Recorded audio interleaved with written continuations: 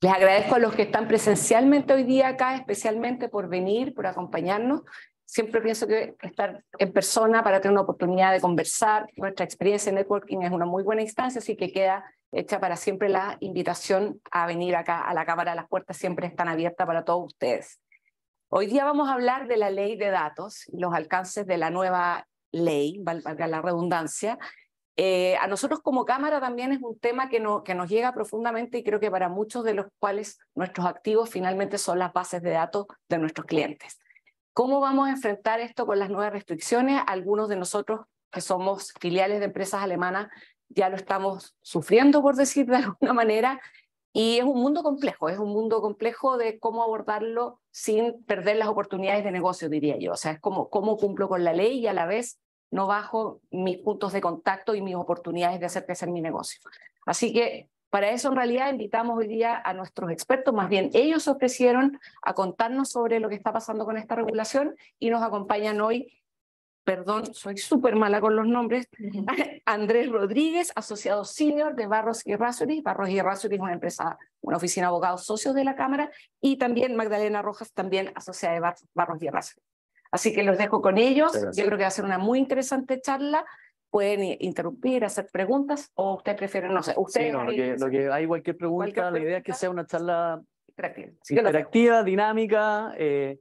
Nos ha pasado en instancias, primero que nada, muchas gracias por la oportunidad. Nos pasa que van saliendo preguntas y al principio la gente como que se mira un poco, con un poco de temor y van saliendo preguntas de a poco. Es que tengo un amigo que le pasó esto. Bueno, la idea es que obviamente con toda la confianza del mundo nos vayan preguntando las dudas que les vayan surgiendo. Para partir de esta presentación, a mí me gustaría dar un contexto normativo respecto a dónde estamos y cómo llegamos a esta realidad. Hoy en día nosotros tenemos un proyecto de ley que lleva bastante tiempo en el Congreso, un proyecto de ley que refunde, ¿no es cierto?, boletines de distintos senadores, que está en su recta final. Este es un proyecto de ley que debiese salir con seguridad dentro del primer semestre, ya está en su tercer trámite constitucional. Lo más probable, esto tiene que ser ahora en el tercer trámite constitucional, tiene que ser votado por el Senado.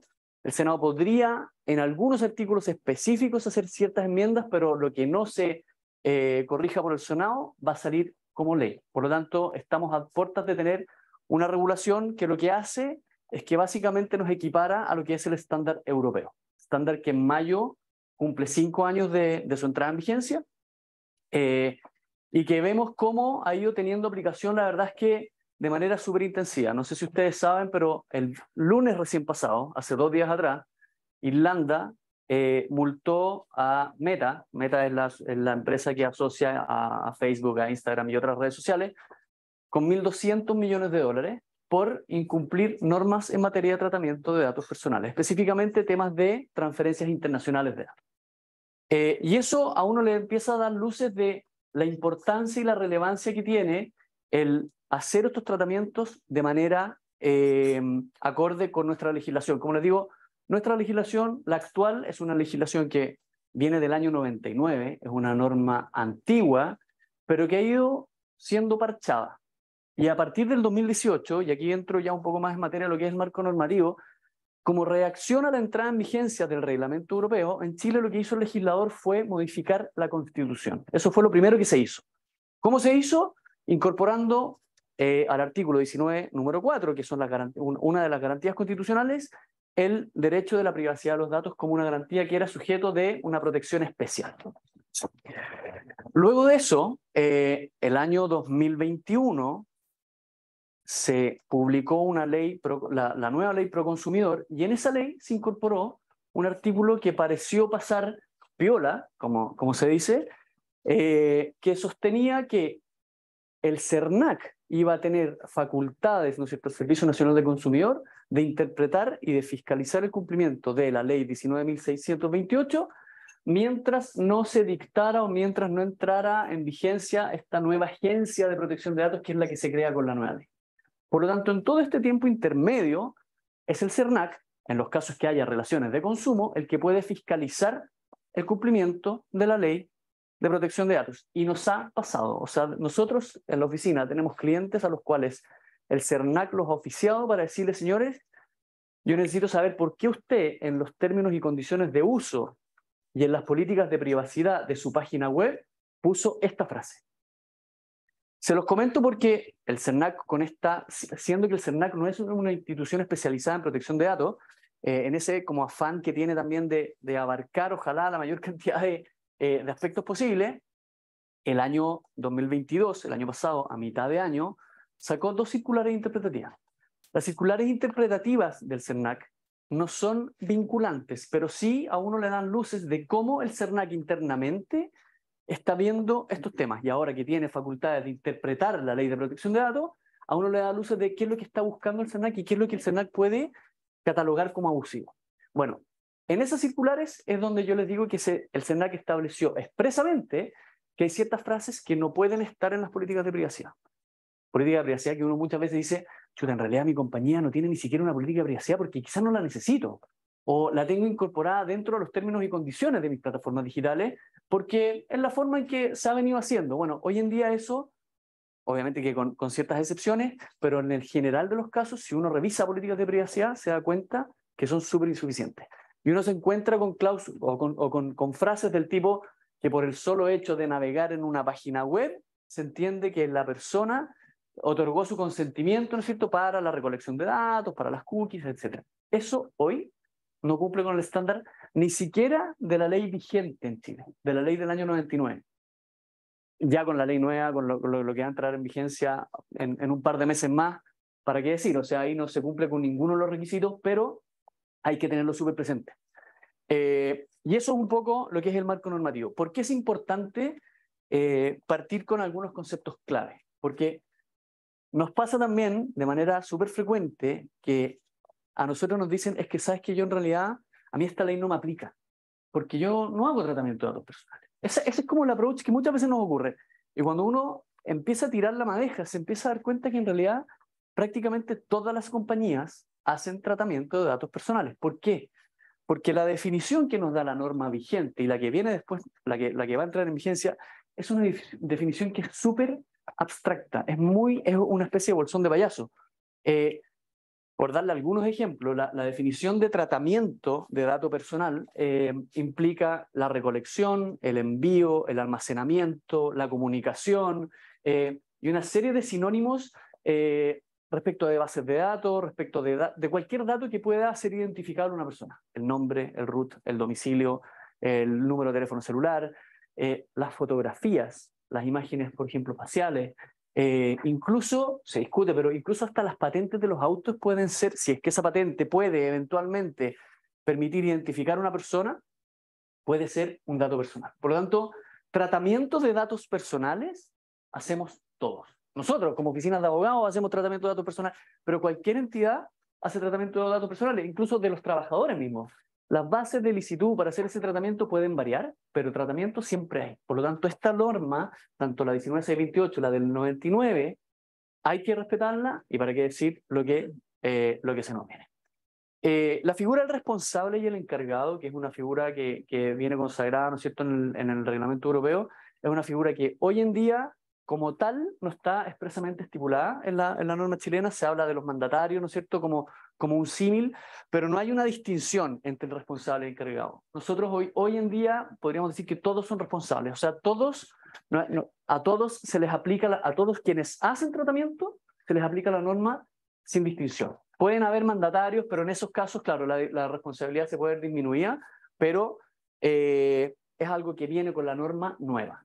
¿Por qué es relevante? Porque en la norma nueva, lo que va a entrar en vigencia, el encargado, bajo ciertos supuestos, tiene una carga normativa que es un poco menor respecto del responsable. Es el responsable el que se lleva la carga. Y el responsable es, finalmente, el que toma las decisiones. Es el que puede decidir respecto de qué es lo que se hace con esa información. ¿Ya? Si ustedes, como entidades, son los que deciden qué hace con la base de datos, a quién se lo comunica, si la comunico a una empresa que está afuera, típica pregunta, oye, es que nosotros tenemos una filial o una matriz que está afuera, ¿podemos mandar los datos? Nosotros entendemos que sí, porque la ley... Bueno, eso es un caso de transferencia internacional. La transferencia internacional no está regulada expresamente en Chile, pero hay que mirarlo en detalle, porque hay veces que los consentimientos no son tan específicos como uno quisiera, y se podrían dar ciertas situaciones ahí de riesgo. Por último, autoridad de control. En Chile nosotros no tenemos una autoridad de control, sin perjuicio de lo que yo les comentaba, que el CERNAC en este intertanto va a ejercer de cierta manera este rol de autoridad de control mientras no entre en vigencia la nueva ley. Una cosa es la publicación de la nueva ley y otra cosa es la entrada en vigencia de la nueva ley. Si esta ley nosotros en el fondo creemos que va a ser publicada de aquí a un par de meses, con seguridad el primer semestre.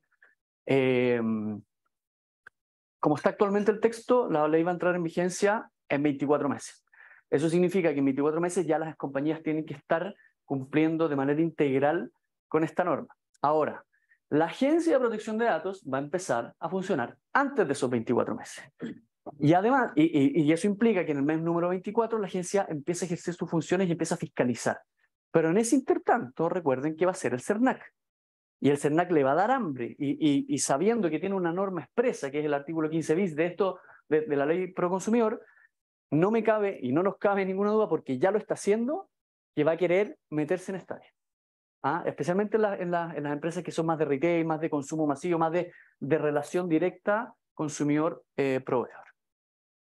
Autoridad de control, vamos a tener una autoridad, se discutió mucho en el Parlamento si es que la autoridad de control iba a ser el Consejo para la Transparencia o una autoridad totalmente independiente. Se definió finalmente que iba a ser una autoridad distinta del Consejo de la Transparencia, con un consejo directivo conformado por 3 personas, ¿no es cierto?, que van a ser las designaciones muy parecidas a las del Fiscal Nacional Económico, es una propuesta del presidente, acuerdo del Senado.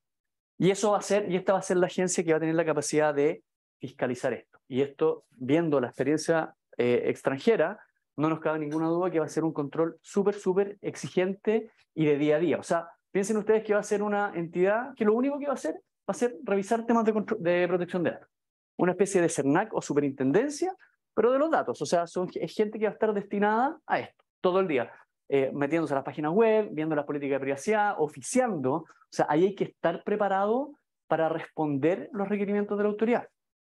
Y una cosa que nosotros siempre preguntamos en las capacitaciones que hacemos, yo sé que hay gente que sabe de protección de datos, pero ¿ustedes saben cuánto es el plazo que tiene un responsable hoy para contestar una solicitud de un titular, por ejemplo, una solicitud de bloqueo?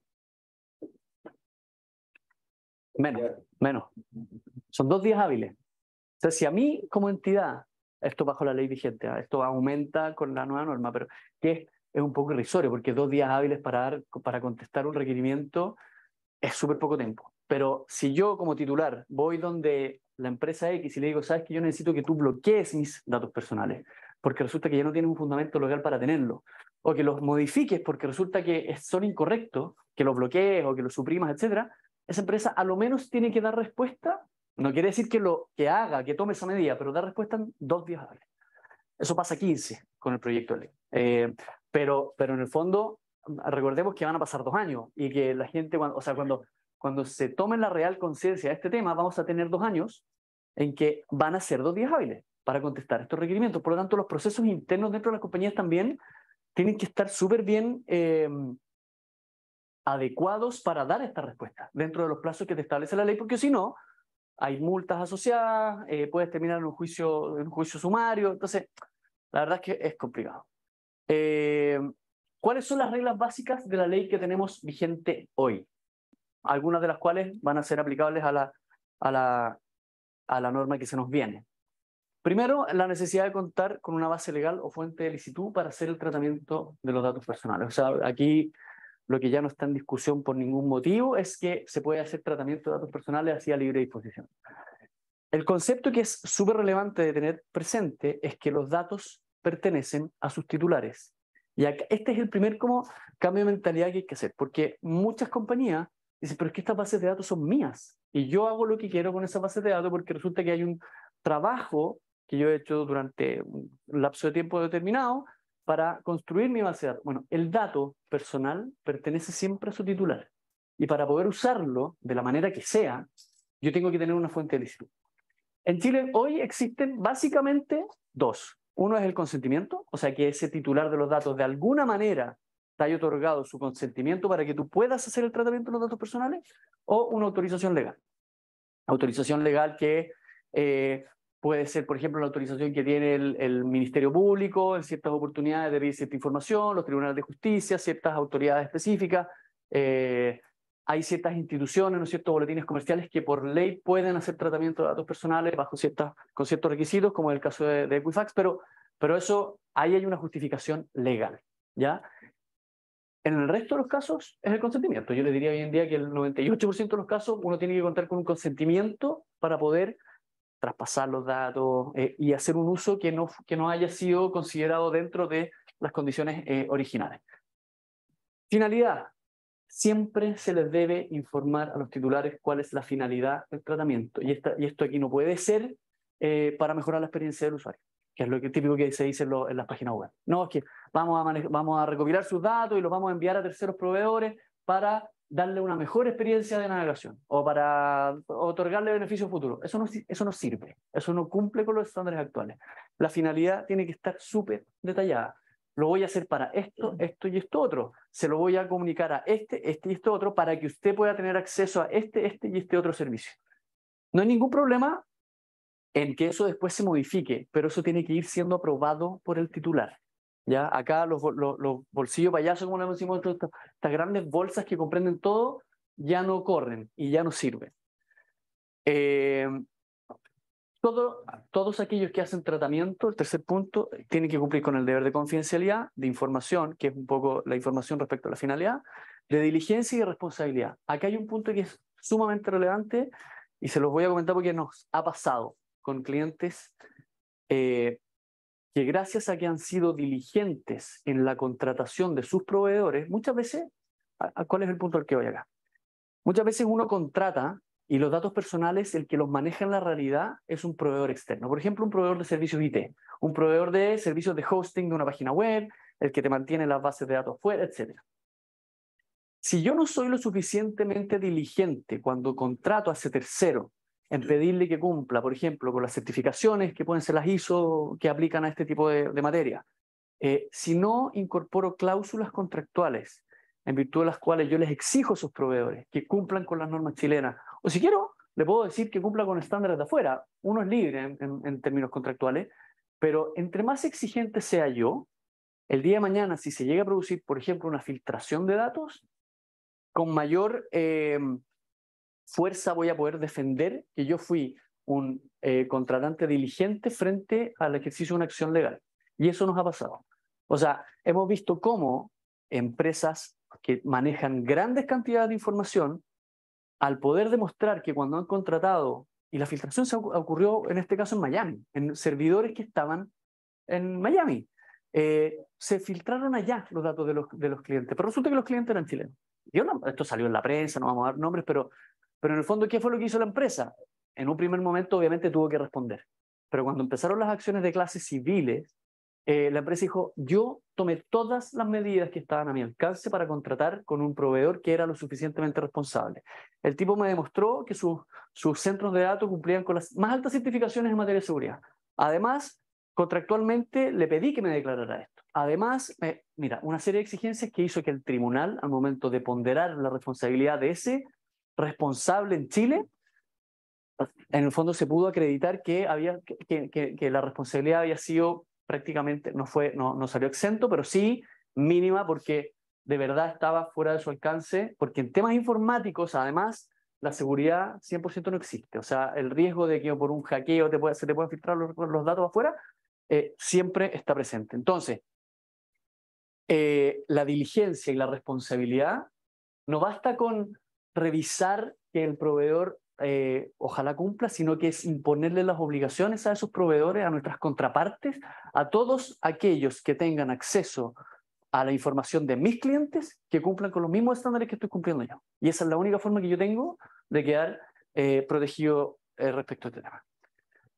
Los derechos de acceso, rectificación, cancelación, oposición y bloqueo, a los cuales se le agrega la portabilidad con la nueva ley, portabilidad que es lo mismo que vemos nosotros en la telefonía móvil y con el sistema bancario, la portabilidad financiera, bueno, se hizo una extensión de eso a el tema de los datos personales, que implica que básicamente que si todos mis datos personales están en una base de datos, yo puedo pedirle a ese proveedor que los traspase a mi nuevo proveedor sin que me pueda poner ningún tipo de problema.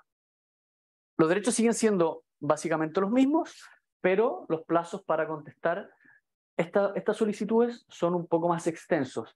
Ahora, si no se responden, sí, en el fondo se puede acudir a los tribunales, ya que hay multas asociadas. Hoy en día las multas van hasta las 50 UTM. En estos casos, en el caso, por ejemplo, de que no se dé respuesta a una solicitud de acceso. Ahora, 50 UTM, si esto se va dando de manera progresiva y va sumando y son varios clientes los que están ejerciendo, puede transformarse en un monto significante. Y por último, las consecuencias de los incumplimientos en esta materia.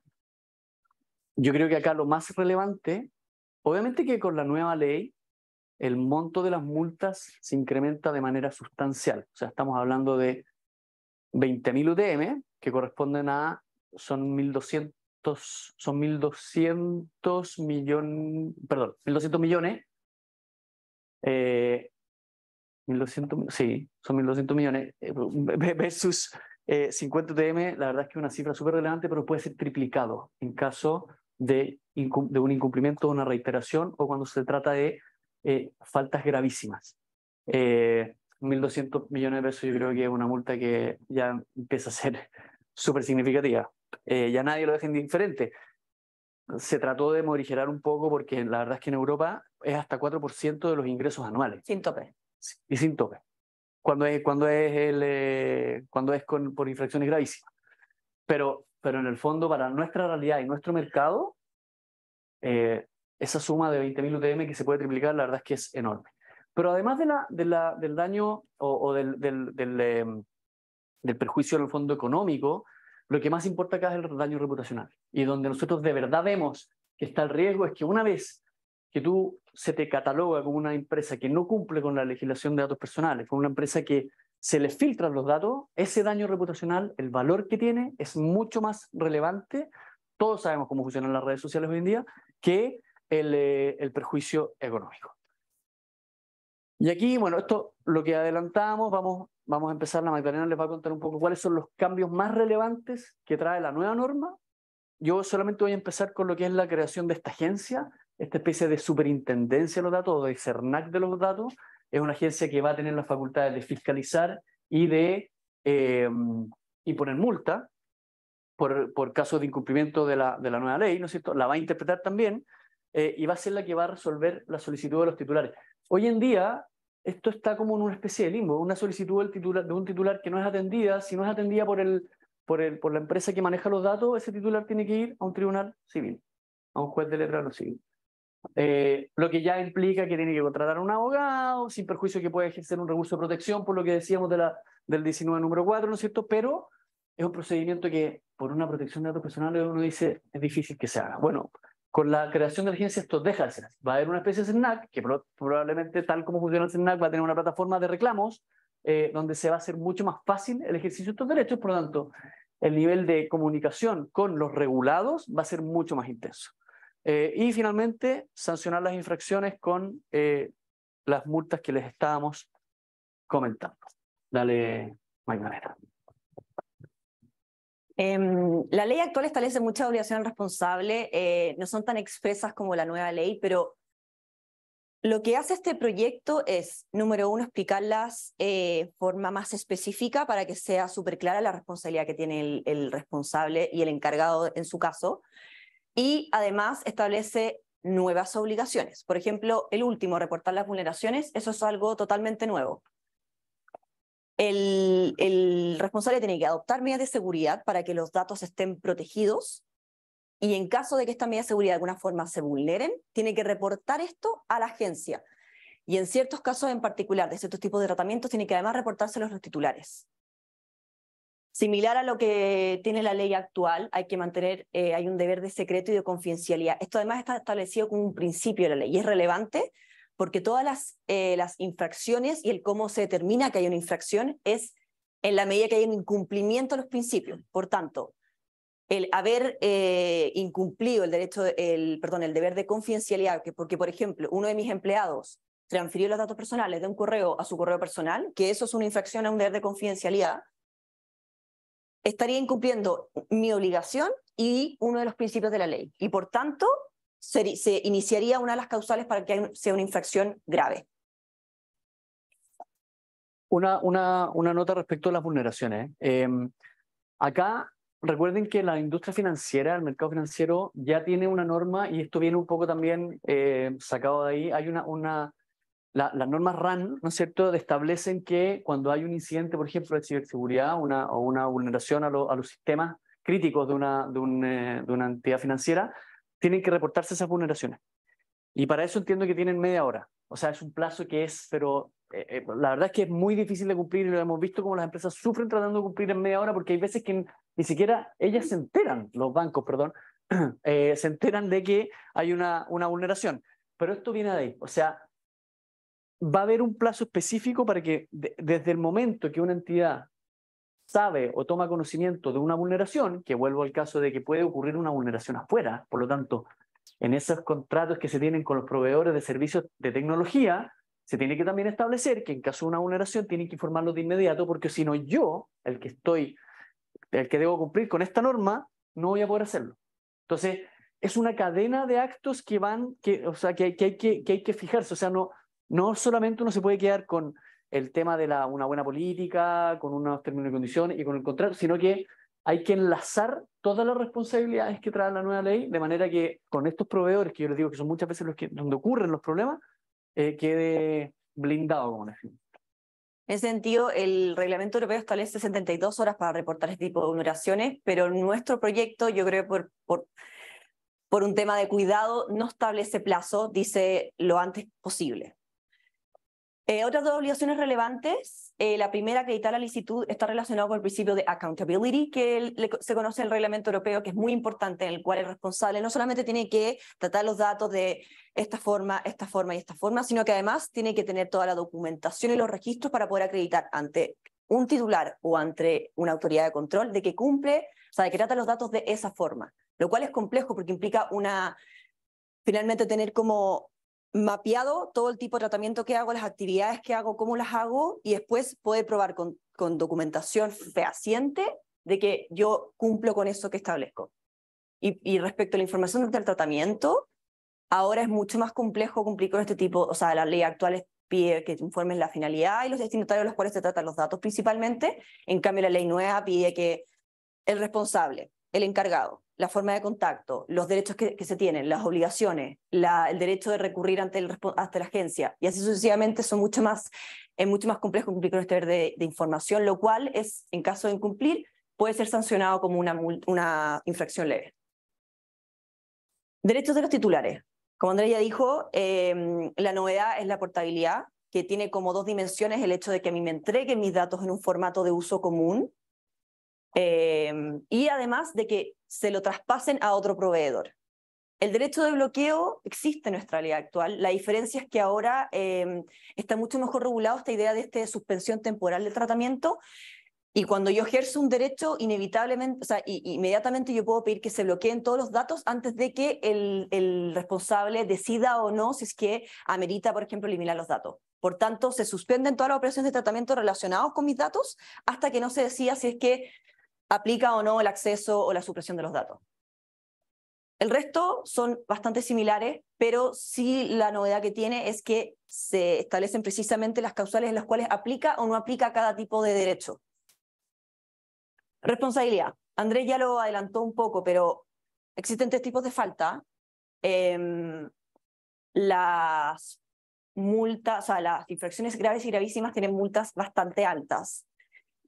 Esto fue discutido extensamente en la comisión de la Cámara de Diputados, y finalmente en un principio habían quedado dejarlo como reglamento europeo, es decir, que fuera una multa para las personas naturales y otra multa para las empresas que fuera un porcentaje de sus ingresos.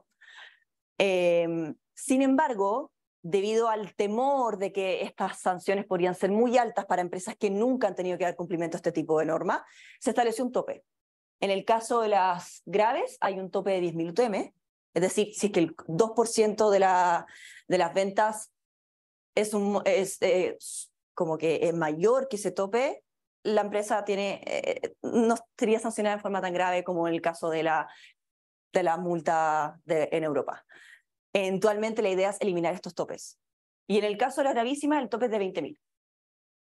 Además, el régimen de responsabilidad civil se mantiene, es decir, hay que indemnizar los perjuicios provocados y como forma también de desmotivar el incumplimiento de la ley, existe un registro nacional de sanciones donde todos los responsables que hayan sido sancionados van a estar listados. Por tanto, va a haber como una especie de shaming de todas las empresas las cuales no hayan cumplido con la ley.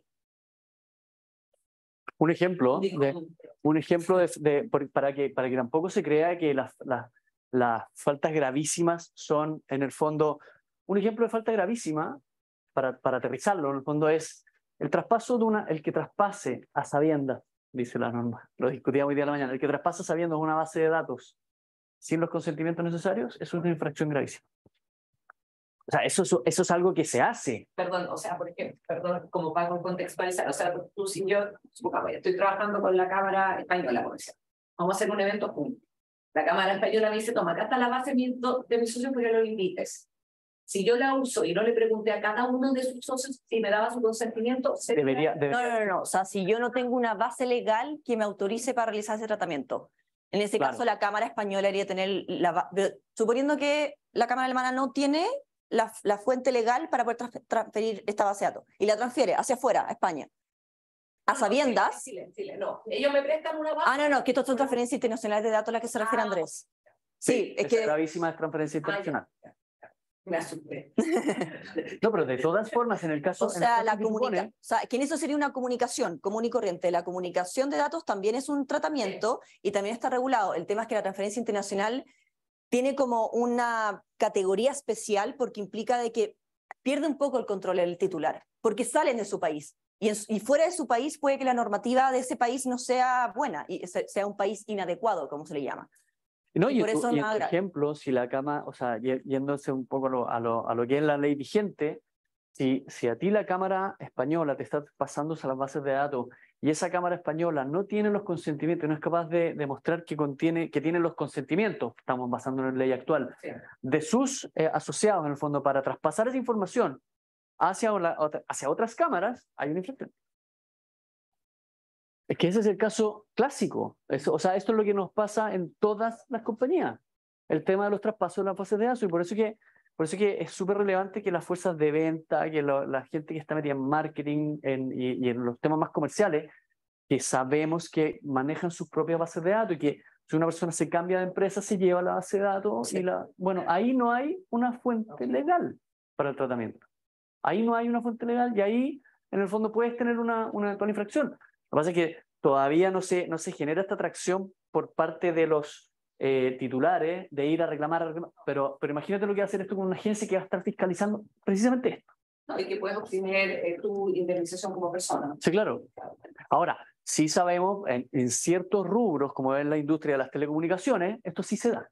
Mucho más. O sea, de hecho, han habido recursos ante la Subtel para impedir que la Subtel entregue información de una empresa a otra de sus suscriptores en el fondo por temas de datos personales, porque Siempre, o sea, sí, pero eso ese es otro, ahí les vamos a dar un par de tips. Eso es porque no hay una conciencia de que hay una base legal de tratamiento que lo tiene que justificar y que tú puedes ejercer siempre tu derecho. O sea, si a ti te llaman, uno debería poder decir, yo quiero que tú me elimines de tu base de datos y que me dejes de tratar.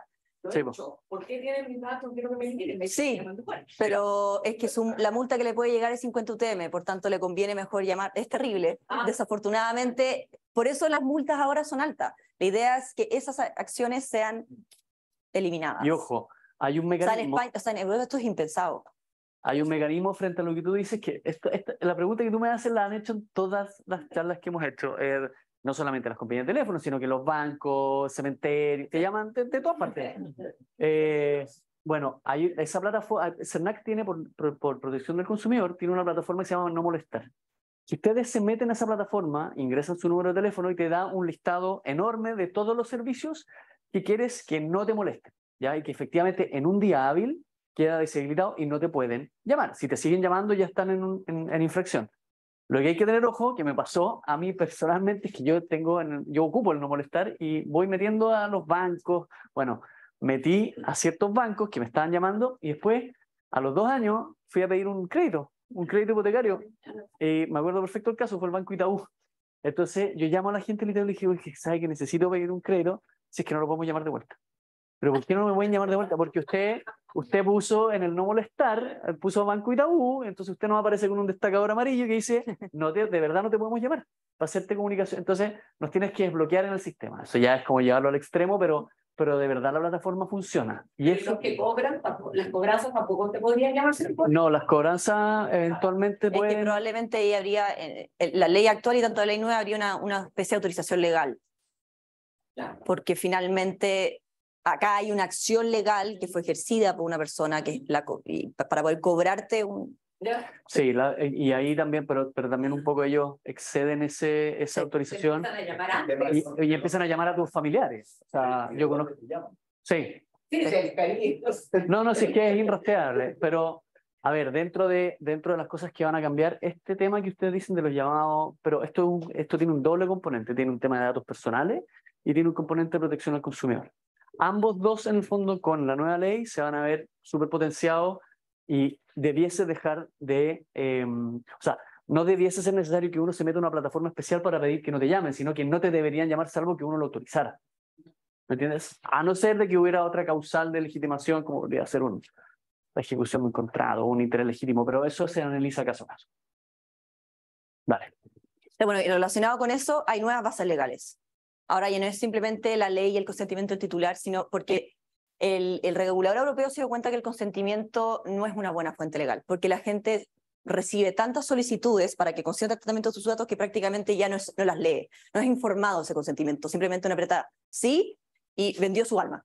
Entonces, en virtud de eso, la idea es potenciar las otras fuentes legales. La idea es que yo trate los datos por una razón que sea justificada, que sea proporcional, de acuerdo a la finalidad para cumplir lo que sea que le estoy ofreciendo, por ejemplo, el cumplimiento de la ejecución de un contrato.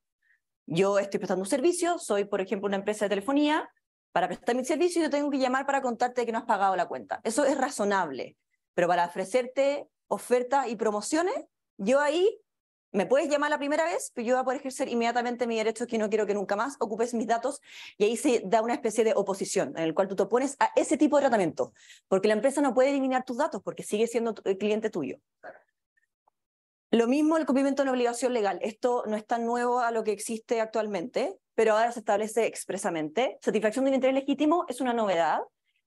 Esto es complejo porque tiene terror el regulador de que esto sea abusado, porque interés legítimo implica que no requieres el consentimiento ni un contrato, sino que tú tienes que lograr explicar de que legítimamente a ti te conviene tratar los datos de esa persona.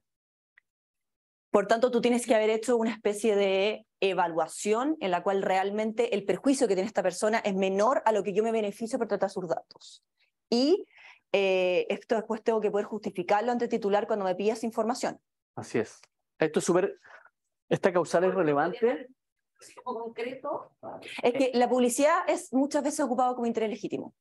Claro, porque yo podría eventualmente argumentar de que mi interés legítimo como prestador de servicio es llegar a una familia entera, ¿no es cierto? Porque ese servicio le aplica a ello, pero en la especie de lo que no te exime la aplicación del interés legítimo es de que tú igual tienes que cumplir con el deber de informarle a ese titular para qué fines voy a hacer el tratamiento de sus datos, y en ese contexto ese titular también siempre se va a poder oponer a ese. Entonces, el interés legítimo es como, yo le diría que es como el más mal entendido. El interés legítimo puede ser utilizado de manera incorrecta, porque no significa que yo puedo decir interés legítimo para todo, tengo interés legítimo. No, o sea, tiene que haber, y uno tiene que ser capaz de acreditar, y después te lo van a pedir, que yo acredite que efectivamente hay un interés y que tengo que cumplir con el deber de información, y que de verdad, si yo en el fondo estoy usando la base del interés legítimo para...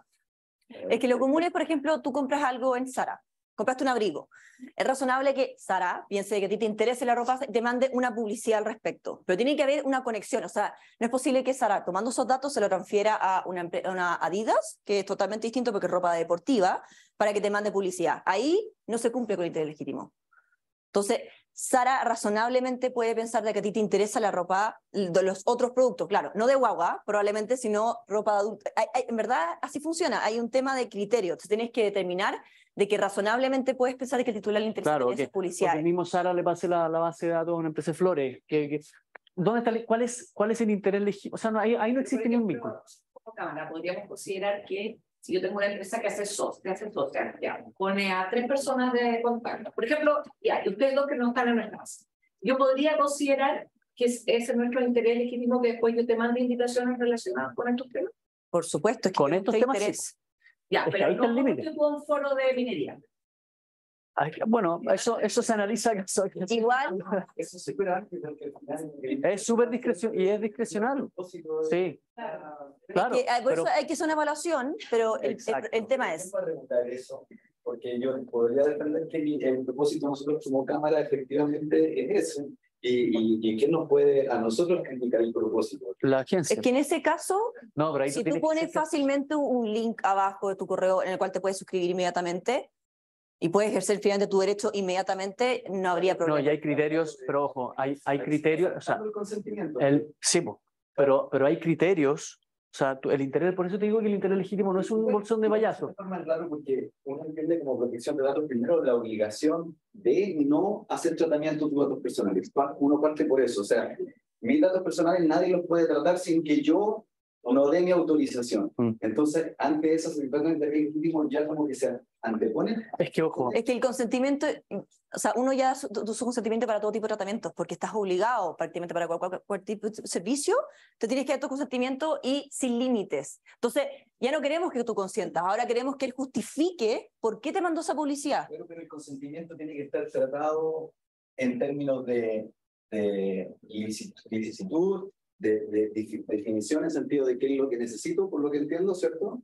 O sea, ¿para qué van a hacer? Entonces es como súper limitado el tratamiento y también en el tiempo en que eso va a ser tratado. Entonces, ante ese interés legítimo, como que siento que se contraponen todo lo que se trata. O sea, lo que pasa es que es una causal adicional, pero ojo, es que hay un tema que tú comentaste que es una percepción que no es tan correcta, porque de lo que se trata esta norma no es de prohibir el flujo de los datos, ¿ya? Porque todos entendemos que hoy en día, o sea, la información es totalmente fundamental para que la economía funcione. De lo que se trata es que se haga de la manera correcta y cumpliendo con un marco que hoy en día en el caso de Chile la verdad es que está súper desactualizado, ¿ya? ¿Cómo cumples con ese marco? Una de las alternativas es efectivamente el consentimiento, pero lo que pasa en la práctica es que el consentimiento, cuando a ti te dicen que el consentimiento para que sea válido bajo ley vigente, y también bajo ley lo que viene es que tiene que ser informado, tiene que ser expreso, contar por escrito, tú en la práctica no das un consentimiento informado. Porque si yo te pregunto de la cantidad de hace 5 años, cuando entró en vigencia el reglamento europeo y todas las aplicaciones del teléfono se actualizaron y te dijeron, actualizamos nuestras políticas de uso, actualizamos nuestros términos y condiciones, nuestras políticas de privacidad, ¿acepta los nuevos? ¿Leíste? Yo creo que ni siquiera los abogados de privacidad uno hace así tipo de documento. y pone a aceptar. Aceptar.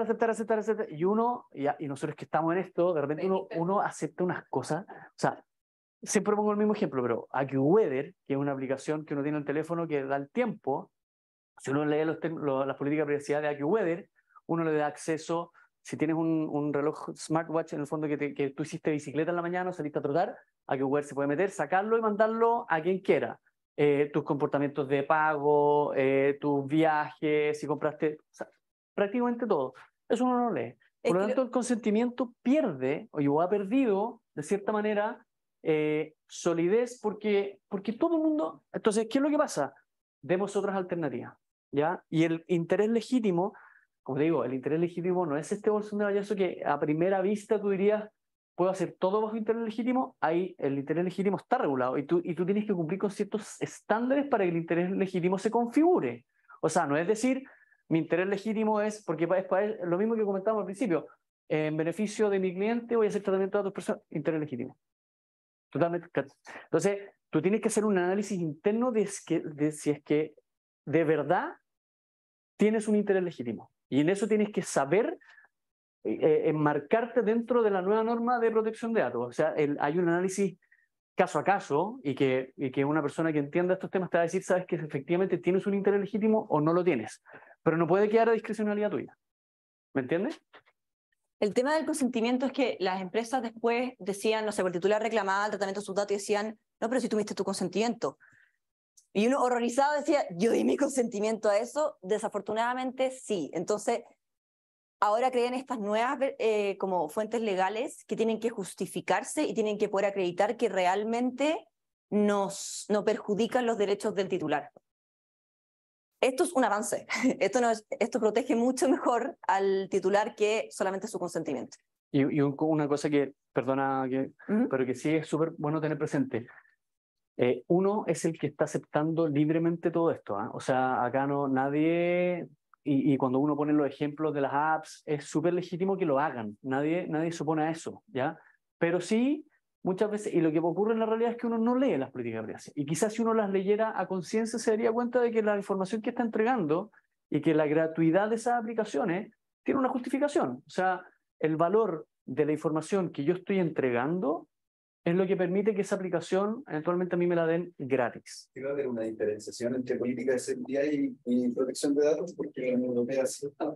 O sea, yo no puedo solamente decir, ok, autorizando las políticas de seguridad ya está. No, pues, Tiene que haber una... sí, pues ahí tiene que, ojalá sean instrumentos separados. Y lo mismo con los términos y condiciones de uso en el caso de que tengas un canal digital o una plataforma. O sea, son eventualmente tres cosas distintas que debiese regular independientemente, o a lo menos tenerlas separadas para que haya un entendimiento integral de qué se trata cada una.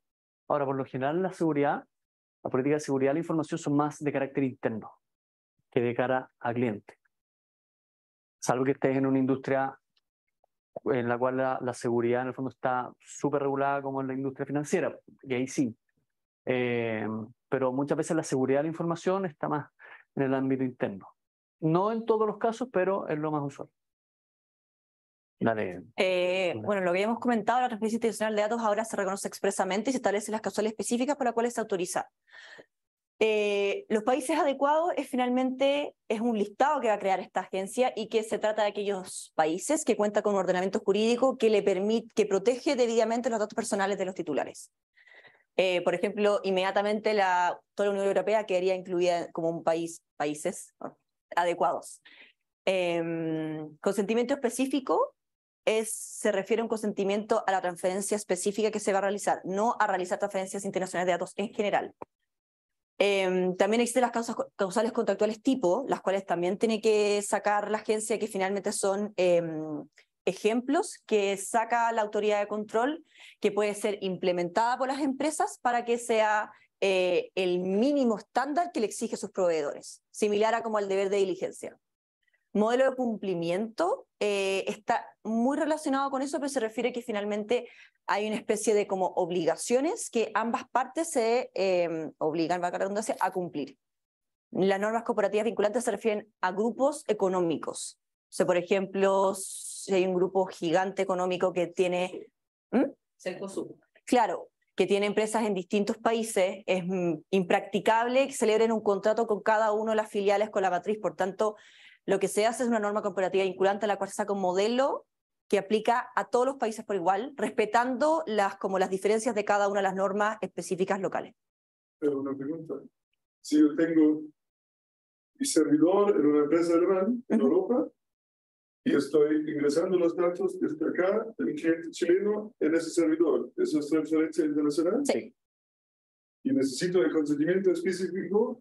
Probablemente ahí vas a someterte, probablemente va a tener un contrato entre el encargado, que es el que tiene el servidor en Alemania, que tú le vas a imponer las mismas obligaciones que la ley chilena establece. Por tanto, se convertiría en términos prácticos en un adecuado, en una organización, una empresa adecuada, específicamente a esa transferencia.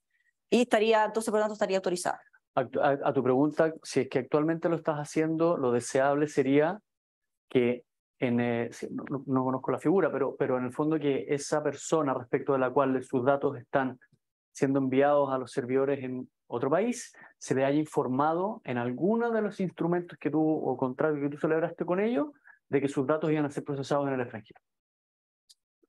Tenemos una pregunta desde nuestro público online, pero también nos va... Sí, dice Nicolás. Dice, ahora, hola, entiendo que el interés legítimo no está definido en el proyecto, el 13D, que era una limitación de no ir en contra de los derechos y libertades del titular.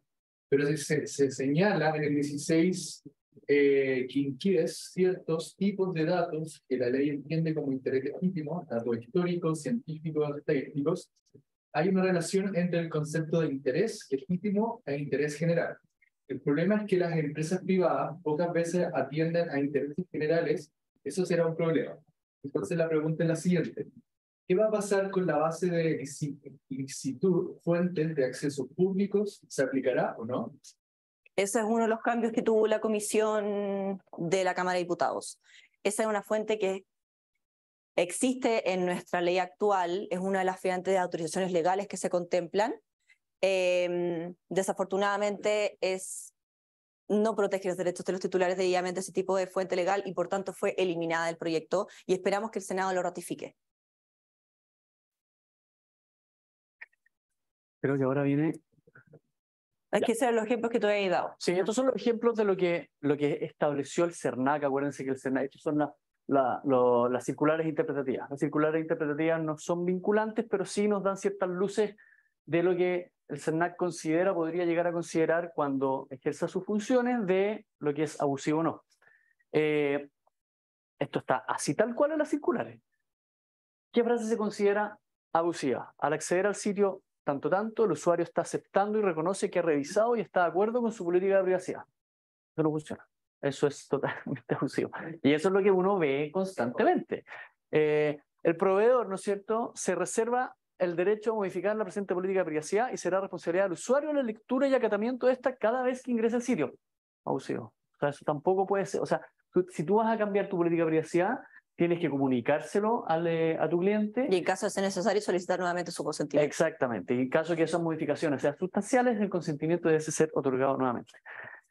Otro caso, no podemos garantizar la completa seguridad de los datos personales que compartas con nosotros si no somos responsables del robo, destrucción, pérdida o divulgación inadvertida de tu información o contenido. Esto lo sacó el CERNAC de páginas web, de plataformas que están actualmente arriba. No, y es súper común ese tipo de plataformas. Y es muy común. Esto es claro. Estos son los ejemplos de las cosas que en el fondo que no funcionan. Como esto hay varios ejemplos más, pero... Y esto se refiere, claro, a exclusiones absolutas de responsabilidad, porque eventualmente un tribunal podría determinar que el proveedor no era responsable porque había implementado toda la medida de seguridad necesaria. Pero esa no es decisión a priori del proveedor, es una decisión que toma un tribunal. Exacto. Dale, Magdalena. Bueno, y con esto estamos terminando. ¿Cuáles son las sugerencias prácticas de adecuación? ¿Qué es lo que nosotros, ya por la experiencia que tenemos en estos temas y por las asesorías que hemos estado prestando, hacia dónde va y qué es lo que sugerimos? Primero, identificar los datos que son utilizados dentro de una organización y de la base legal que habilita a dicho tratamiento. Vamos a ponerle otro ejemplo más práctico en el fondo de la importancia de contar con los respaldos de lo que son las bases legales.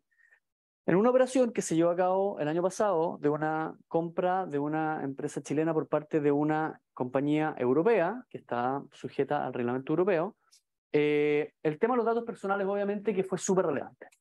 Y se le pidió a la compañía chilena que acreditara que contaba con los respaldos de los consentimientos de sus clientes para los tratamientos, para el envío de información al extranjero y para todas las finalidades que se necesitaban.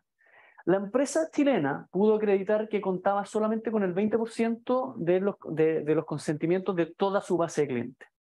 Fueron capaces de rearmar ese 20%. Eso se tradujo en un red flag, por supuesto, en el due diligence respectivo. Se tradujo en una representación en el contrato de compraventa de activos o lo que fuera. Y finalmente se tradujo en precio. Se tradujo que la empresa europea dijo, acá tenemos un riesgo, ese riesgo se traduce a precio, por lo tanto, vamos a dejar se reduce un poco. O sea, esa es la importancia de contar, con un caso concreto se lo pongo, con las bases o con los respaldos de las bases de ilícito. Porque para las empresas, especialmente las que están afuera, esto implica un temazo. Y no contar con los consentimientos, no cumplir con las normas, ya sea locales o eventualmente si es que se les aplicase con las normas de afuera, puede suponer una contingencia no menor. Entonces, súper relevante. Segundo, la preparación de políticas de privacidad. Estas son las sugerencias en el fondo que nosotros hacemos para quedar blindados, y la idea es que las políticas de privacidad no solo cumplan con el estándar actual, sino que ojalá cumplan con el estándar europeo o con lo que viene en la norma chilena, que tiene algunos matices, pero sí quedar desde ya blindado, porque esto es un tema que no se hace en 3 meses. O sea, es un cambio de mentalidad al interior de las compañías.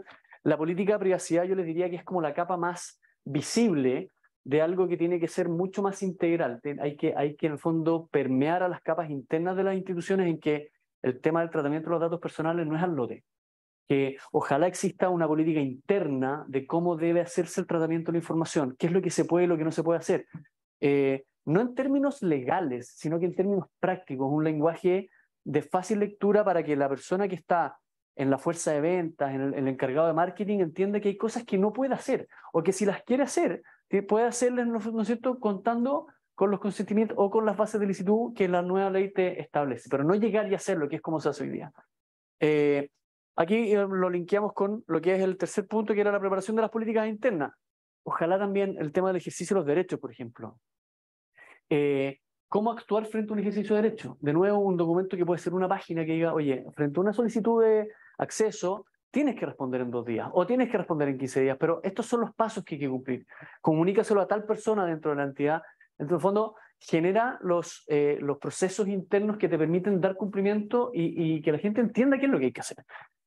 Cuarto, la verificación y contratación de encargados, por ejemplo, de proveedores de servicios TI, lo que conversamos largamente. O sea, acá los proveedores juegan un rol fundamental y ustedes tienen que ser capaces de pedirle a esos proveedores que cumplan, no solamente de pedirles, sino que de exigirles que cumplan con los estándares que te establece la nueva norma y la norma vigente. Es la mejor forma de, uno, estar tranquilo de que en el caso de que ocurra una filtración, de que ocurra, ¿no es cierto?, algo, un evento inesperado, uno estar lo más protegido posible. Y finalmente, en el caso de que se den, analizar las transferencias internacionales de datos y si cuentan con si dan cumplimiento a los estándares que hoy en día se exigen en esta materia. Como les digo, la transferencia internacional propiamente tal no está regulada hoy en la legislación chilena, pero puede entenderse que al ser una comunicación cae dentro de lo que es la definición de tratamiento y por lo tanto hay que cumplir con los requisitos que les establecíamos inicialmente. Este tipo de cambios son sustanciales para una empresa y siempre implican un cambio totalmente cultural de cómo se ven los datos personales. En Europa, estos 2 años que hubieron para poder adecuarse al reglamento europeo no fueron suficientes. La gran mayoría de las empresas no alcanzó a adecuarse porque implica de que todo correo electrónico que contenga, aunque solo un dato personal, implica tratamiento y, por tanto, antes de enviar ese correo, uno tiene que cuestionarse si es que da cumplimiento con la ley vigente. Cuento con la base legal, es seguro, es proporcional lo que estoy enviando, es proporcional con las finalidades que le informe en su momento. Y eso es un trabajo difícil, es un trabajo que implica capacitar a todos los empleados de la empresa y a los directivos para que vean de que toda contratación de un proveedor tiene que ser en cumplimiento de la ley. Y esto dentro de un ecosistema de principios en los cuales rigen todo el tratamiento de los datos personales. Entonces, por eso cuando ahora eliminas el consentimiento y pones el interés legítimo, igual está protegido porque tienes el principio de proporcionalidad, el principio de finalidad, el principio de calidad, el principio de minimización, es decir, tú no tratas los datos solamente que sean necesarios. Si no es necesario tratar esos datos, tú los eliminas, y los eliminas totalmente. Sí, claro, el interés legítimo en el fondo mal entendido puede ser un arma de doble filo. Por eso que es tan importante cumplir con esos requisitos, los que menciona la Magdalena, y además permear esto internamente.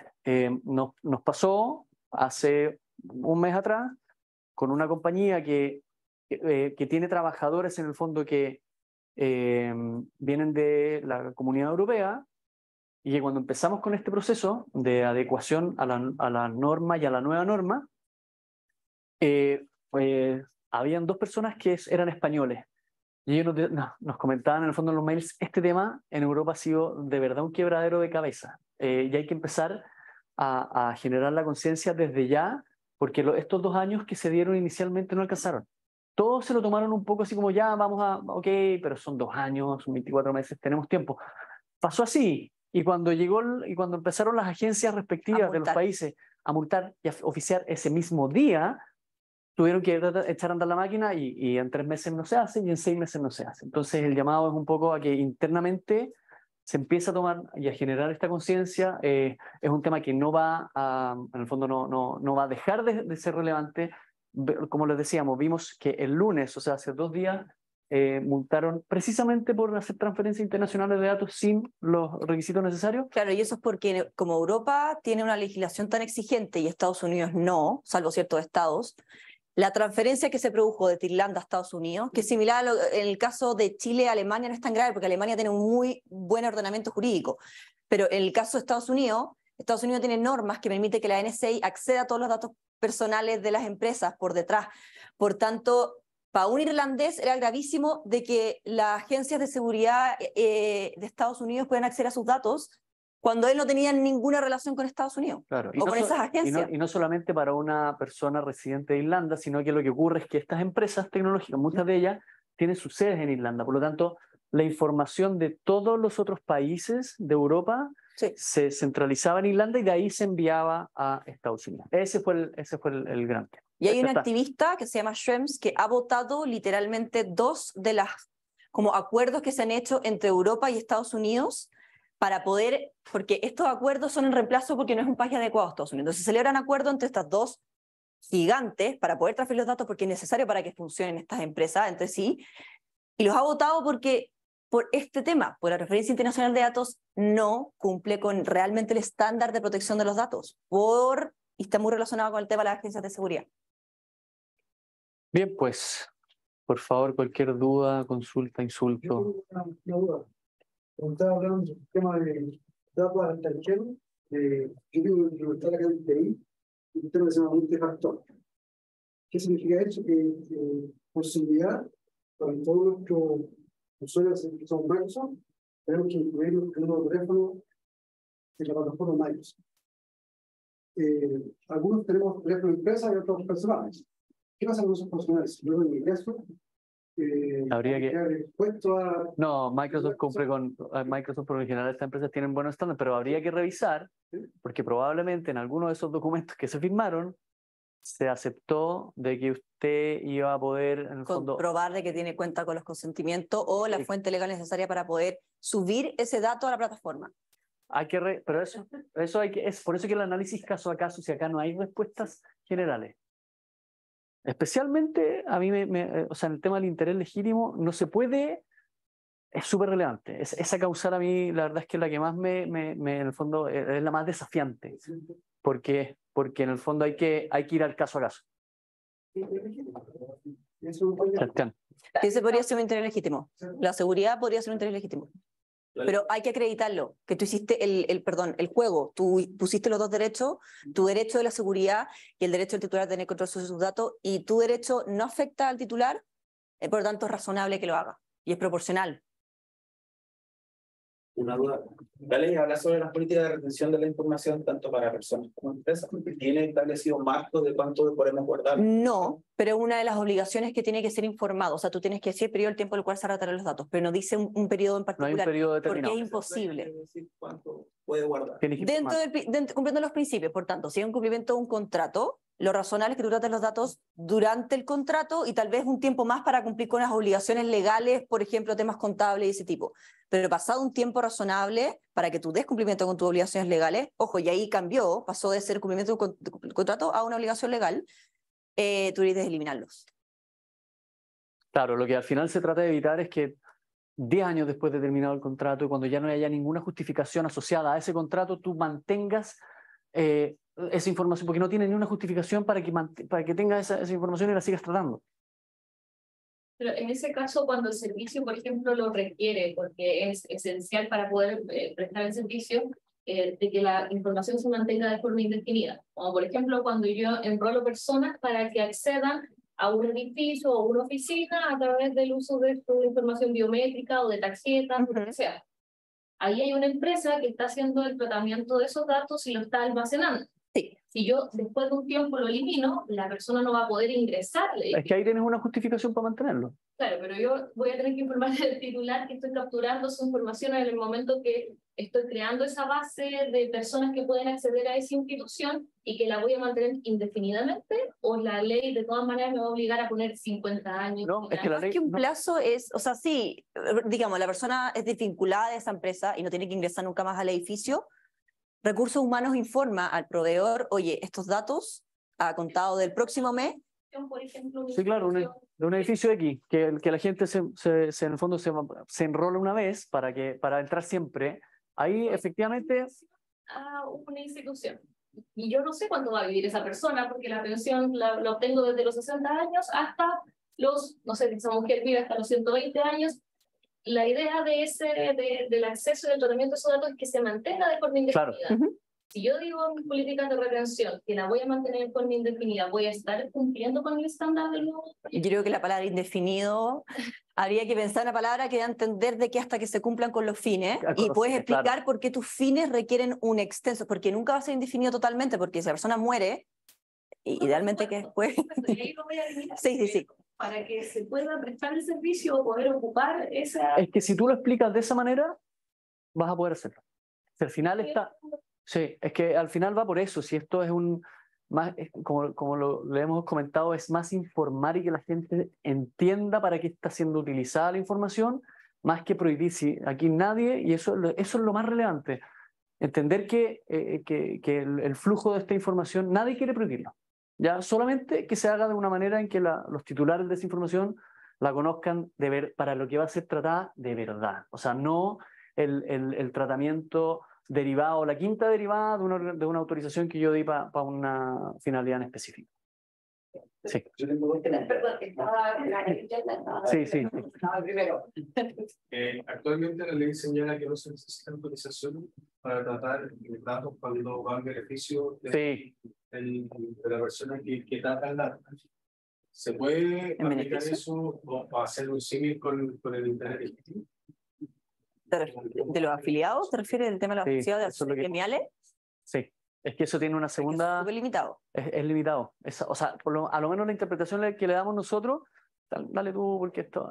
O sea, es que hay una causal cuando se dice completamente las autorizaciones legales, es el uso de los datos de los asociados para fines relacionados con su afiliación. ¿Ese te refieres? Sí. Ese incluso que dicen que cualquier empresa o persona que trate de los datos puede hacerlo sin consentimiento cuando versa sobre el beneficio público. No, imposible. Eso no, yo creo que se refiere o cuando sea beneficio de los asociados, que se refería a la norma fue creada por las asociaciones gremiales. O sea, ese fue no lo dice la norma expresa, pero para eso fue la historia de la ley, para eso está pensado. No existe actualmente una autorización legal que permita tratar los datos si es que es en beneficio del responsable. Sin consentimiento. De consentimiento cuando se trata de beneficios de salud, que hay una excepción. Claro, pero eso es para los datos de salud. Para los beneficios y aportar temas de pensiones, beneficios. Claro, pero... Hay no necesita el consentimiento. Pero dentro de lo va por el tema de los gremios, como que hacer el tratamiento se queda en beneficio de los asociados o de las... Sí, claro, pero sí. Esos asociados... Claro, sí, no, sí, por eso te digo, se entiende de que finalmente tú eres parte de una asociación y que para prestarte los servicios de ser parte de esta asociación te tienen que tratar tus datos y ahí estaría autorizado. Pero la idea es que esa causal uno le interprete restrictivamente y no ampliamente, porque si no podría estimarse que infringe la ley actual. El problema es que la ley actual establece sanciones muy bajas, pero por ejemplo, esa causal no existe en la ley nueva. Y no existe también que dice referencia al tratamiento de datos para la interpretación o proporción de tarifas y cosas así. No, pero eso podría ser una obligación legal, suponiendo que es cumplimiento de una obligación legal.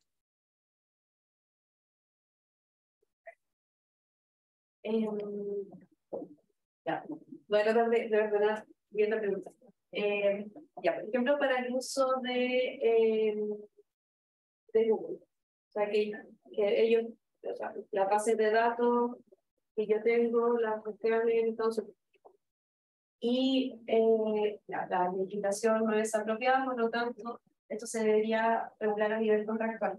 Pero estas empresas gigantes, igual, sus contratos son más bien contratos de adhesión, que tienen mucho espacio para poder negociarlo. ¿Cómo ven ustedes que...? Es que afortunadamente estas empresas son tan grandes y han tenido que contratar con empresas europeas que si no, simplemente no los pueden contratar por un tema de obligación, o sea, sería totalmente prohibido, han tenido que adecuar sus políticas y en general un grande como Google, por regla general, igual hay que revisar y hay que fijarse sus políticas, pero por regla general tiene estándar altísimo. Sí. Sí, y eso lo vemos en los grandes proveedores de tecnología que efectivamente están prácticamente todos están en cumplimiento con el estándar europeo. Son empresas que están presentes allá, por lo tanto, un poco lo que hacen acá en Chile es replicar el estándar que están aplicando allá. Porque si no perderían muchos clientes. Sí. Incluso lo que nos ha pasado es que al revés, las obligaciones que nos imponen a nosotros como responsables son altas. Son mucho más altas de las que se puede cumplir. De las que tenemos en la ley vigente, entonces... Y casi que a las instituciones chilenas les imponen unas obligaciones que tú dices que yo no soy capaz ni siquiera de declarar que cumplo esto, porque no puedo cumplirlo, porque el estándar... me demoraría 2 años en adecuar todos los procesos para... Acá unas preguntas de la gente, dice, ¿realmente va a existir un conflicto de competencia entre el CERNAC y la agencia de aprobarse la ley tal cual se encuentra en estos momentos el proyecto? No, yo creo que no. O sea, es discutible, pero en mi opinión, lo que pasa es que lo que señala la norma que le dio estas facultades al CERNAC, señala también que mientras no exista una institución especializada, va a ser el CERNAC el que va a tener estas atribuciones. Por lo tanto, saliendo la agencia, CERNAC debiese perder estas atribuciones.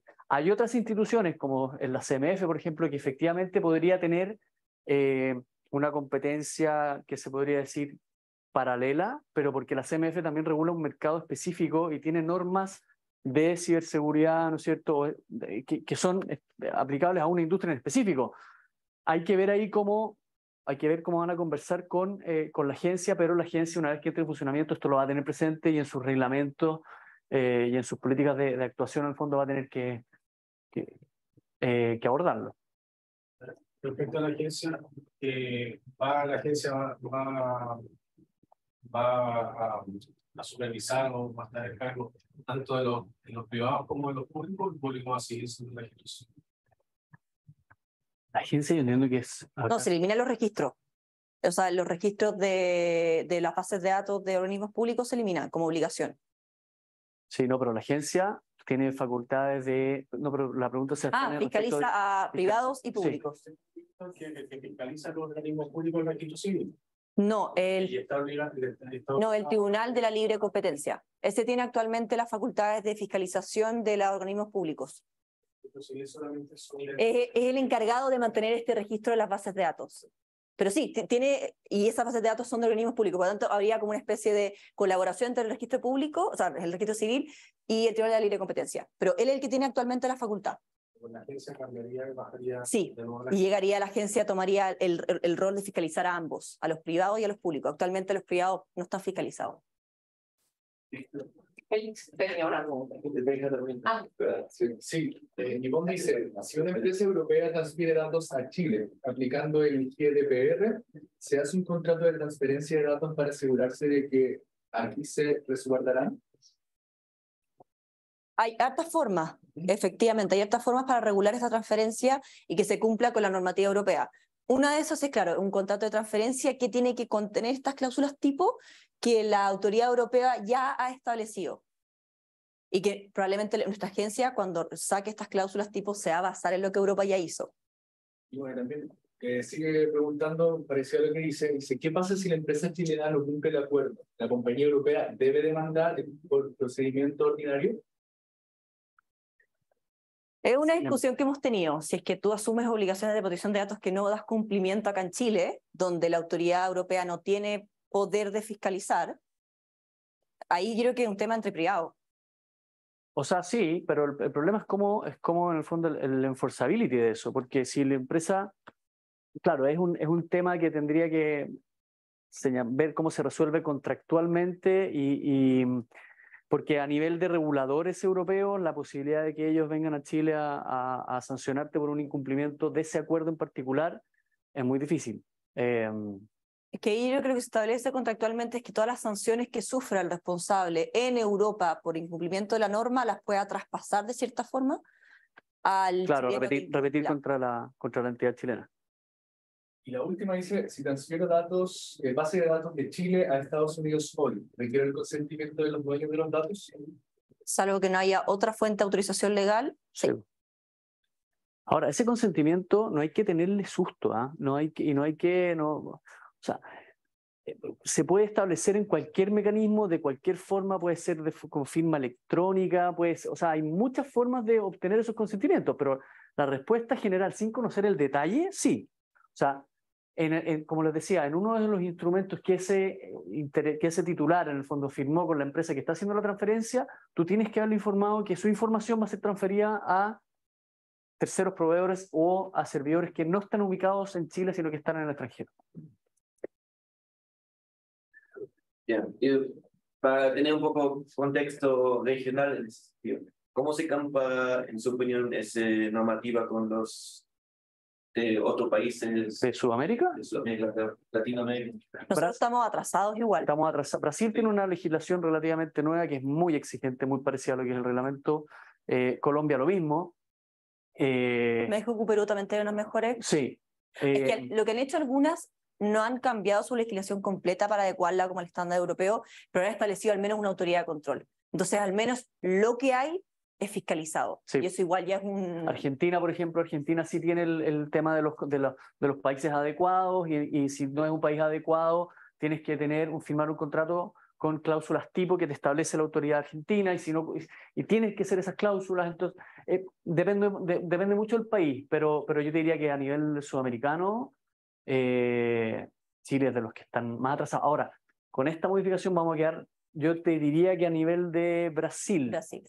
de Brasil más arriba que Perú, probablemente más arriba que Colombia, vamos a quedar bien. Es muy próxima que ustedes. Hay otros países de Latinoamérica que van a estar dentro del listo de países adecuados que mencionó para transfer internacional. Sí, yo no sé. Actualmente no me lo sé de memoria, pero sé que creo que era Uruguay o Argentina los que estaban en... la verdad no me lo sé de memoria, pero hay pocos países como en la lista de adecuados de Europa. La calificación de país adecuado depende de cada país. O sea, Europa tiene un listado de países adecuados, pero la Argentina tiene otra. Por lo general se parecen, son muy parecidos, pero en el fondo va a depender de la regulación de cada país y la interpretación que los otros países hagan de ese país en particular para ver si lo catalogan como adecuado o no. Pero, mira, quiero preguntarte, en el tema de la cantidad de empleados o colaboradores que debe una empresa para tener un encargado. ¿No hay obligación de encargado en Chile? Y la nueva ley no hay de 30 hacia arriba. No, es facultativo. No, es facultativo. ¿Y ahí cómo se va a regular eso? Es que tú no tienes la obligación de tener un DPO, que es un encargado de protección de datos. Si quieres, pues si por el volumen de información de carácter personal que tú tratas, quizás se justifica tener uno, se puede crear una figura que a nosotros personalmente la verdad es que no nos gusta mucho que, por ejemplo, que el oficial de compliance de una empresa sea el mismo que el de protección de datos, porque ahí se pueden generar ciertos como conflictos de interés, por decirlo de alguna manera, entre uno u otro. Pero si es que se ve la posibilidad de que sea una sola persona, no hay ningún problema, puede ser externo. O sea, si tú quieres tener a una entidad externa que te haga este rol de DPO, sin perjuicio que no es obligatorio, no hay ningún problema. O sea, las posibilidades son variadas.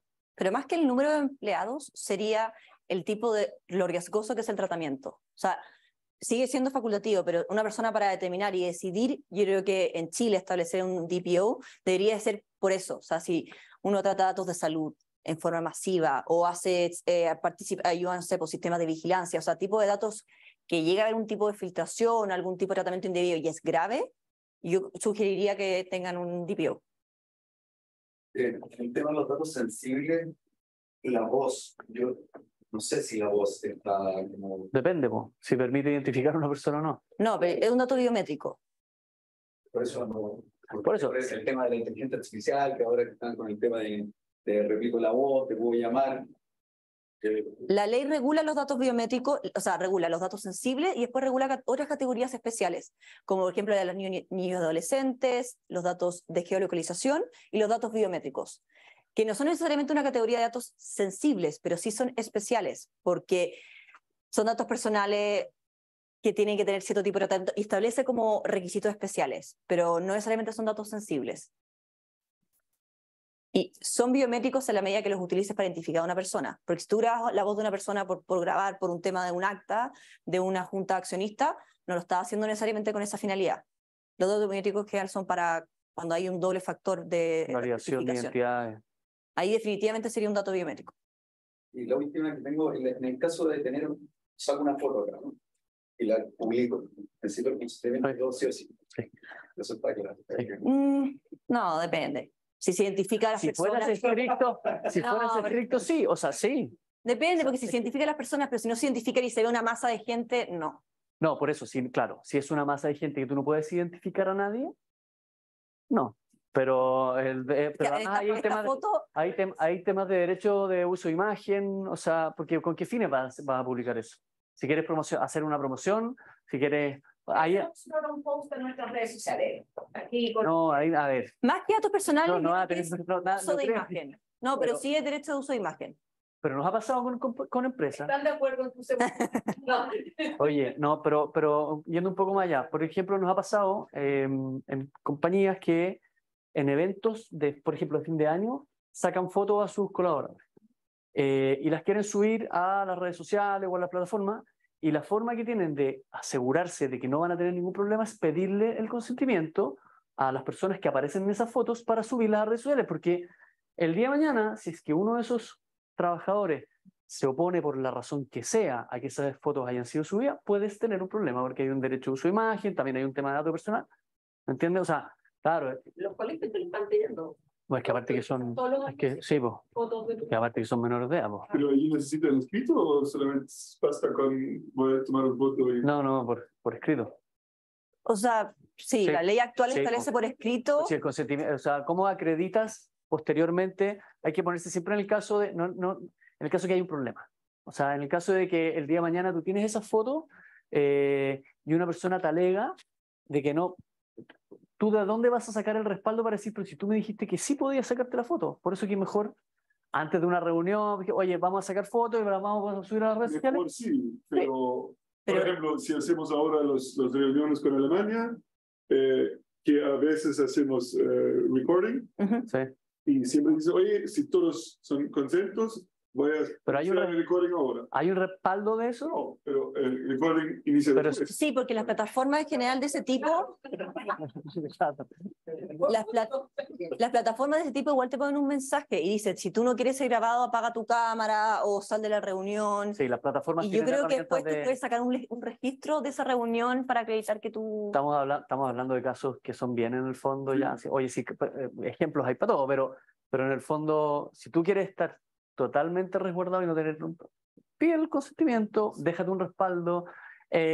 Antes de empezar la grabación dice, oye, estamos grabando, quien no quiera que sea grabado, por favor, apague su cámara, pero ojalá que quede algún respaldo. Quizás el mismo programa, ahí yo no sé si es que Teams, Zoom, etcétera, Meet te permite que el usuario en el fondo acceda a ese, pero yo entiendo que sí. Es que hay algunos que traes un pop-up y tienes que poner OK. Entonces ahí hay un... Y en fin, puedes decir después iniciar el recording también. Oye, inicia el recording según acordado, si no estás de acuerdo. Para allá hay una pregunta anterior, pero con un contexto ahora previamente. Dice, hay una indicación aprobada en el proyecto que modifica el 15 bis, eliminando las facultades que tiene el CERNAC en los artículos 58 y 58 bis en el tratamiento de datos.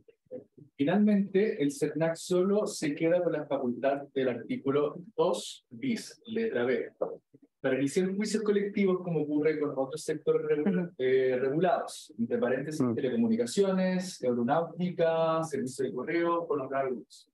Y en donde no hay conflicto de competencias porque ninguno tiene procedimientos de interés colectivo, salvo la LGUC. La pregunta es, ¿existe un conflicto de competencias entre el CERNAC y la agencia de aprobarse la ley tal cual se encuentra en estos momentos el proyecto? Es que depende de esa indicación, porque esa indicación, yo entiendo que esa indicación no sé si fue, no entiendo que no ha sido aprobada. O sea, es el proyecto que subió al Senado. Con la eliminación del 15, o sea, ya. Modificación. No, en ese caso, no, en ese caso no habría un conflicto de competencia. O sea, potencialmente podría haber conflicto de competencia hasta con el Tribunal de la Libre Competencia. Yo creo que ahí lo importante es que se definan precisamente en el reglamento que saque la propia agencia sus atribuciones y lo que va a hacer, y hay una especie de colaboración que yo creo que lo va a haber entre ambas autoridades en caso de que haya algún conflicto. Pero sí, yo creo que potencialmente podrían haber conflicto. No sé si alguien más tiene Tengo una... un caso más o menos, como me gustaría certificar si es verdad lo que pienso que va a ocurrir con la ley. Yo soy un proveedor de datos, me consigo la información de Juanito Pérez y genero la información de la fecha de nacimiento y su fecha de matrimonio. O sea, esa información es vital para entregársela a todo el retail, a toda la banca, porque con ellos construyen modelos que predicen de alguna manera qué cosas quiere esa persona. Entonces, yo como ente proveedor, se lo entrego a cualquiera de estas empresas. La ley obliga entonces a cada una de esas empresas, díganle a Juanito Pérez que esa información se está usando para todos estos tipos de servicios. La ley... Esa ente lo hace. Al que yo le entrego, o yo como proveedor genero la data, se lo tengo que preguntar a él. ¿Pero cómo recopila esa data? Perdón. Voy directamente donde Juanito Pérez, ¿sabes qué? Mira, necesito fecha de nacimiento, y la quiero compartir. Probablemente a quien tú le entregues esa información de ese, o te va a pedir que tú acredites que en la obtención o recopilación cumpliste con la norma.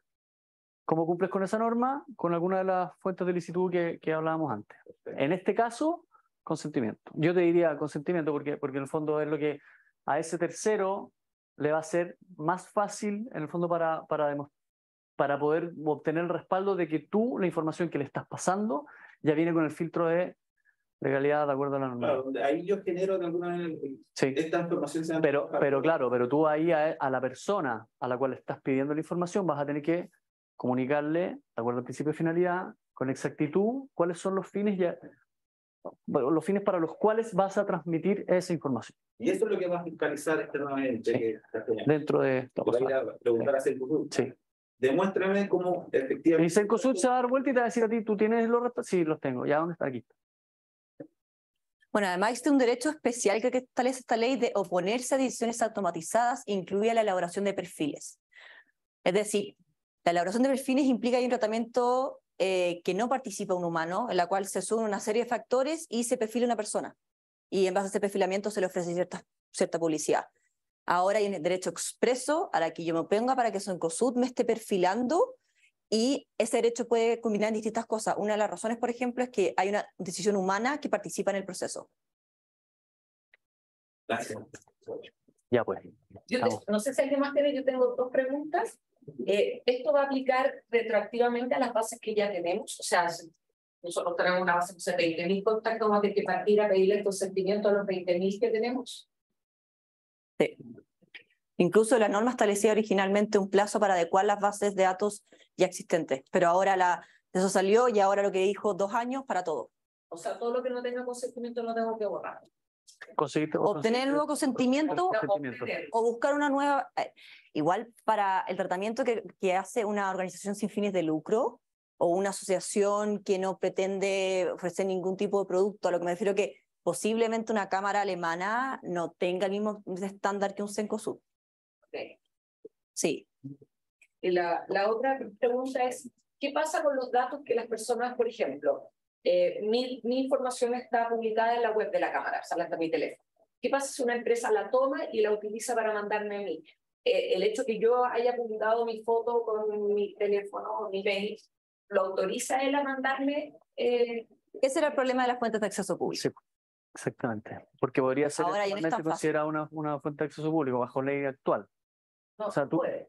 Aunque yo... O sea, bajo ley actual, desafortunadamente, podría, sí. Porque claro. cualquiera puede acceder a una información que es pública. ¿Que tienen los mails también? Sí. Sí. Ese es el problema de esa Tú voluntariamente estás subiendo esa información. Okay. Entonces si tienes ese mail subido a una plataforma como LinkedIn, en el fondo, eso puede ser considerado bajo ley también vigente, una fuente de acceso público. Está la información ahí. Por lo tanto, ahí sí te puedes... Si no tienes el celular publicado y eventualmente te empiezan a llamar al celular, bueno, en este caso no.